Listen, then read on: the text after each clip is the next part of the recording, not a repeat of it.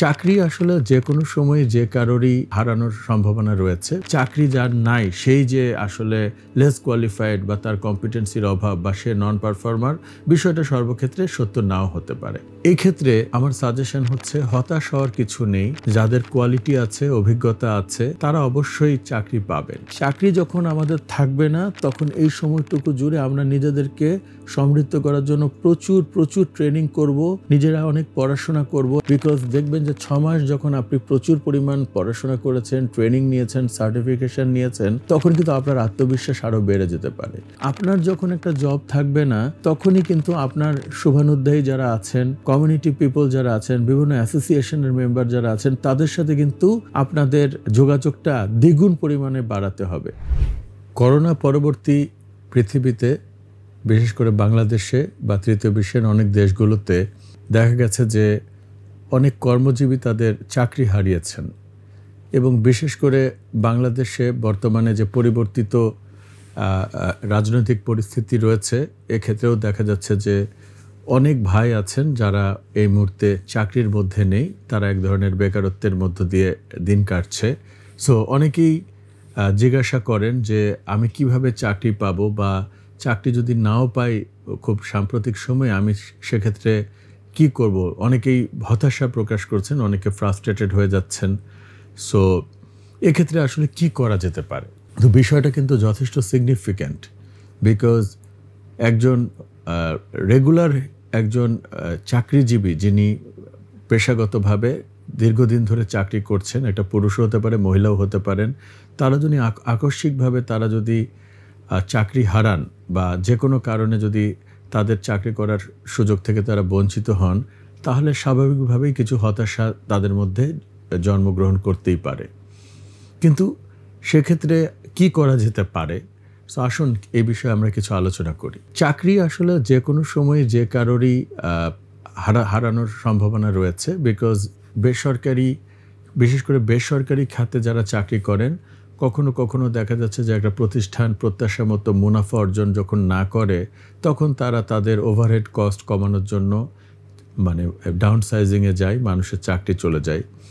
অনেক সময় দেখা যায় যে সুনির্দিষ্ট যে প্রত্যাশিত বা সুনির্দিষ্ট যে পারফরমেন্সগুলো আশা করা যায় একটা এমপ্লয়ের কাছ থেকে, সেই পারফরমেন্সগুলো তারা দিতে পারেন না। কখনো দেখা যায় যে পারস্পরিক সম্পর্কের বিরোধিতা বা কনফ্লিক্টের কারণেই অনেকে চাকরি ছেড়ে দেন। কখনো দেখা যায় যে প্রতিষ্ঠান একদমই লাভে আসতে পারছে না, তাদের বিনিয়োগ বন্ধ হয়ে গেছে, তারা এলসি করতে পারছে না, লোকাল মার্কেটে তাদের সেল কমে গেছে, বা এক্সপোর্ট ওরিয়েন্টেড কোম্পানি যারা, তাদের এক্সপোর্ট ভলিউম কমে গেছে। তখনও কিন্তু তারা ওভারহেড কস্ট কমানোর জন্য লোকদেরকে ছাঁটাই করে বা ডাউন সাইজিং করে। এই ক্ষেত্রে আমার সাজেশন হচ্ছে হতাশ হওয়ার কিছু নেই।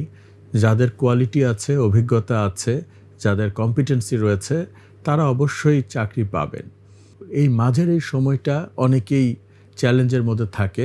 আরও একটা জিনিস হচ্ছে, যারা চাকরিদাতা তাদের মধ্যে একটা স্টেরিওটাইপ চিন্তা হয়ে গেছে যে এই মুহূর্তে যারা চাকরিতে নেই তাদের বুঝি কোনো একটা ব্যাড রেকর্ড আছে, তাদের নিশ্চয়ই কোনো একটা ইনসিডেন্ট আছে, অথবা তারা নন পারফর্মার। বাট এরকম স্টেরিওটাইপ সর্বক্ষেত্রে থাকাও আসলে ইতিবাচক না। কেননা অনেক সময় দেখা যাচ্ছে যে মানুষ অসুস্থতার কারণেও কিছুদিনের জন্য চাকরি থেকে বিরতিতে থাকতে পারে। কখনো দেখা যায় যে একজন পুরুষ বা মহিলা তার স্ত্রী বা স্বামীর অসুস্থতা বা তার বাচ্চার কোনো একটা দুরারোগ্য ব্যাধি হয়েছে, বা পারিবারিক বেশ কিছু ইমার্জেন্সির কারণেও কিন্তু অনেকে চাকরি থেকে বিরত থাকে বা বিরতি নেয়। সো সকল ক্ষেত্রেই আমাদের এই নেগেটিভ মেন্টালিটি থেকে উঠে আসতে হবে যে চাকরি যার নাই সেই যে আসলে লেস কোয়ালিফাইড বা তার কম্পিটেন্সির অভাব বা সে নন পারফর্মার, বিষয়টা সর্বক্ষেত্রে সত্য নাও হতে পারে। সো বিষয়টা আমরা যখনই এরকম কাউকে ইন্টারভিউ করব, আমরা যেন এই সুযোগটা না নিই। আমরা কখনো দেখেছি এমপ্লয়ারদের পক্ষ থেকে যে যখন আমরা ইন্টারভিউয়ের জন্য ডাকি, হয়তো তার সর্বশেষ বেতন ছিল 1 লাখ টাকা, বাট এই মুহূর্তে চাকরিতে উনি নেই। সো আমরা তাকে 50,000 টাকার মতো অফার করি, তো অর্ধেক অফার করি। তো এটা আমাদেরকে মনে রাখতে হবে, হয়তো সিচুয়েশনাল কারণে উনি 50,000 টাকায় জয়েন করবেন, বাট মন থেকে চাকরিটা উনি ভালোভাবে করবেন না। সো উনি কিন্তু জয়েন করার পরেই চাকরি খোঁজা শুরু করবেন এবং একসময় না একসময় উনি চলে যাবেন। সো আমরা দেখব যে একটা যোগ্য প্রার্থীকে যুক্তিগ্রাহ্যভাবে যাতে আমরা একটা পেমেন্ট করতে পারি। আদারওয়াইজ আসলে প্রত্যেকটা রিক্রুটমেন্টেরই কিন্তু একটা কস্ট রয়েছে। একজন লোককে নিলাম, তাকে আমরা প্রশিক্ষণ দিলাম, আমাদের প্রতিষ্ঠানের সাথে ওরিয়েন্টেড করলাম এবং 6 মাস পরে সে চলে গেল, এটা কিন্তু প্রতিষ্ঠানেরও লস। সো এটা একটা রেসিপ্রোকাল জিনিস। সো এই জিনিসটা আমাদের মনে রাখা উচিত। এই চাকরিতে যখন গ্যাপ থাকে অথবা আমরা বলতে পারি যখন আমাদের চাকরি থাকে না, তখন কি করতে পারি আমরা? আসলে এই জিনিসটাকে আমি বলবো যে এটাও কিন্তু মানুষের জন্য একটা সম্ভাবনার দুয়ার তৈরি হয়। কিভাবে?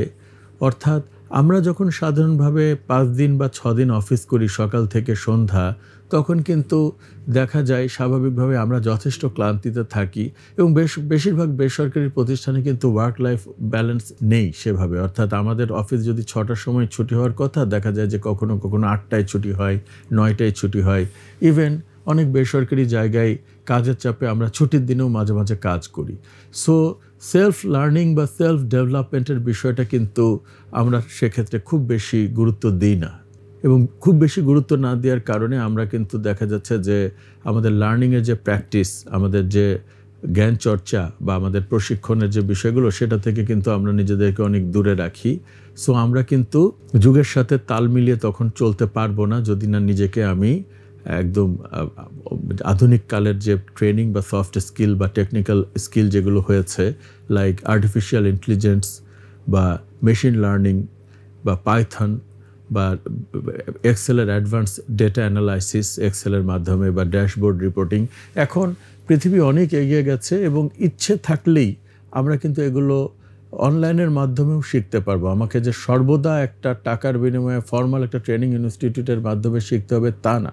এখন প্রচুর টিউটোরিয়াল আছে ইউটিউবে, এক্সেলের উপর বলেন বা বিজনেস ইন্টেলিজেন্সের উপর বলেন, আমরা নিজেরাও কিন্তু শেখার আমাদের সুযোগ আছে, শুধু দরকার ইচ্ছা শক্তি।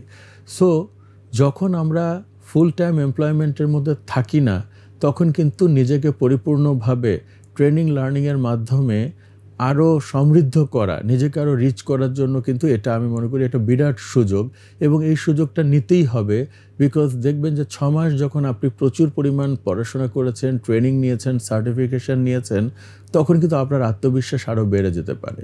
তখন কিন্তু স্বাভাবিকভাবেই আপনি পরবর্তী জবের জন্য নিজেকে আরও আত্মবিশ্বাসী মনে হবে এবং দেখবেন যে কয়েকটা ট্রেনিং বা আপনার স্কিল বেড়েছে বিধায় আপনি ইনশাল্লাহ কোনো না কোনো জায়গায় আপনি সুযোগ পাবেন। সো সেটা খুব একটা দেরি নেই। সো এই জিনিসগুলো অবশ্যই আপনারা কাজে লাগাবেন। অনেক সময় আমরা দেখি জবে না থাকার দরুন অনেকে হীনমন্যতায় ভোগেন এবং তারা কিন্তু দেখা যাচ্ছে যে তাদের কমিউনিটি থেকে অনেকখানি হিডেন থাকেন, তারা নিজেদেরকে লুকিয়ে রাখেন, মিশতে চান না, কথা বলতে চান না। বাট এই বিষয়টা আরও আত্মঘাতী। কীরকম? আপনার যখন একটা জব থাকবে না, তখনই কিন্তু আপনার শুভানুধ্যায়ী যারা আছেন, কমিউনিটি পিপল যারা আছেন, বিভিন্ন অ্যাসোসিয়েশনের মেম্বার যারা আছেন, তাদের সাথে কিন্তু আপনাদের যোগাযোগটা দ্বিগুণ পরিমাণে বাড়াতে হবে।